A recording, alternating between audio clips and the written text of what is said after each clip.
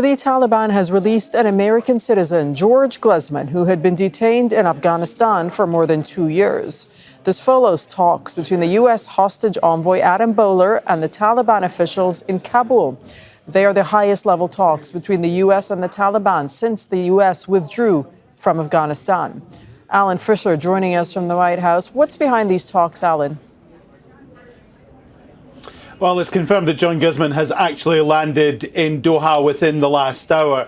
That follows talks in Kabul between Adam Boehler and members of the Taliban government, including the acting foreign minister. Now, Kabul initially said that the discussions involved the exchange of prisoners, improving diplomatic relations with the United States and also economic issues. It's now clear that the release of prisoners was top of the agenda for the United States. You may remember that the Taliban released 2 prisoners in the early hours of Donald Trump's return to the White House after extensive negotiations by Joe Biden's team. This will be the 3rd release since Donald Trump became president.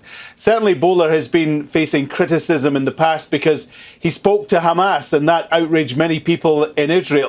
But the United States say you have to speak to people, particularly if it leads to helping American citizens. And they will have felt that this time that the result certainly justifies those conversations taking place. There will be some concern in European capitals and also across the United States, here in Washington, D.C. as well, if Boehler's conversations did involve political and economic improvements. That is simply because of the way that Taliban deals with many social issues, not least the way they treat women. That would be a concern.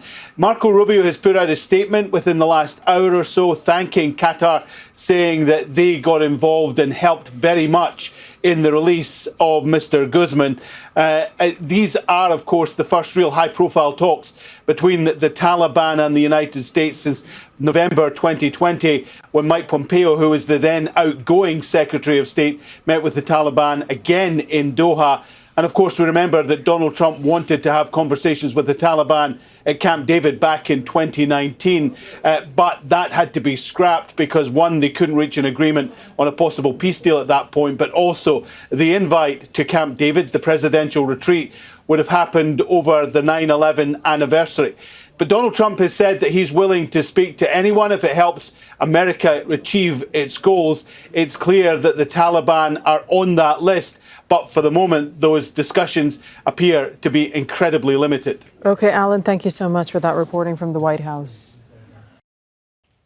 Make sure to subscribe to our channel to get the latest news from Al Jazeera.